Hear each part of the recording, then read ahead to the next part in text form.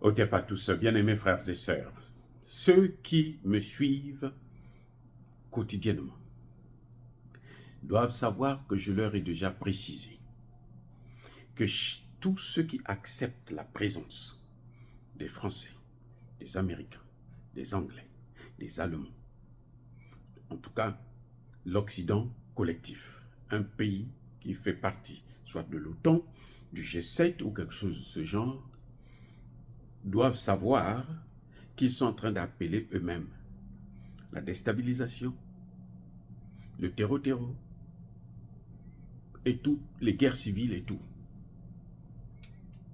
Eh bien, le Togo est en train de payer les frais. Le Togo paye les frais. Le Tchad paye les frais. Parlons du Togo. Eh bien, les terreaux viennent de frapper dans un village togolais et ils ont fait au moins 8 morts et plusieurs blessés. Alors, que font les Français? Les rapports que le Togo a avec les Français, avec les Américains. On a dit au Togo que, mais attends, ta place c'est dans l'AES. Non, nous on est souverains. Nous on n'a pas de problème, ok? Vous n'avez pas de problème. Vous préférez abriter la présence américaine, française, en cachette. Voilà le résultat. Vous avez voulu faire la guerre contre l'Algérie et le Niger. Voilà le résultat. Vous êtes de la CEDEAO. Voilà le résultat. Vous savez que le Bénin aussi de temps en temps est frappé.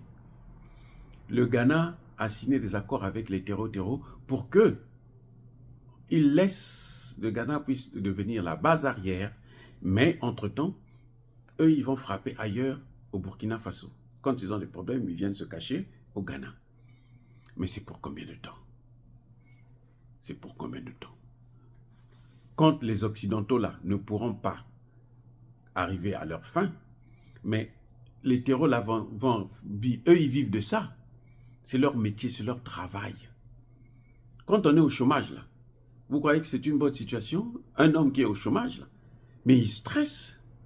Donc, eux, s'ils n'arrivent plus là-bas, surtout quand on fait que les massacres, vous avez vu que le Mali, pratiquement chaque semaine, hein, maintenant, chaque semaine, vous avez des grands du terreau qui sont neutralisés.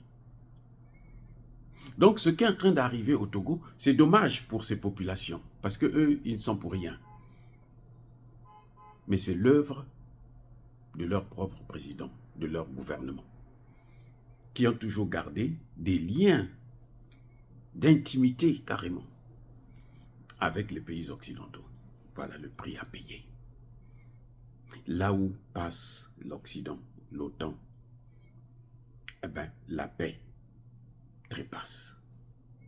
Et la déstabilisation, le terreau s'installe. Que M. Eyadema puisse tirer les leçons. Que Doumbouya puisse tirer la leçon. Que Patrice Talon puisse tirer. Déjà, Patrice Talon, vous savez qu'il y a déjà eu des actes. Parfois, ils ne vous disent pas exactement ce qui se passe, mais il y en a. Ce qui se passe au Togo, là, ils ont frappé, là. Vous avez entendu ça sur RFI, sur France 24? Non. On vous cache l'information. Mais la réalité, c'est que le Togo est maintenant atteint. Et ce n'est pas la première fois. Vous le savez très bien. Ce n'est pas la première fois. Ils ont frappé. Ils ont brûlé un village, plutôt un marché, non? Il n'y a pas longtemps, là. Ils ont brûlé un marché. Chez Doumbouya, ils ont brûlé une station, un dépôt de carburant. Vous le savez? Mais c'est ça, c'est l'instabilité, c'est ça qui est en train de se passer. Parce qu'ils ont accepté de recevoir leurs armées. Le prix à payer, c'est celui-là. Oh les gars, soyez bénis, abondamment bénis par le Dieu des Kémites et par nos ancêtres angélisés.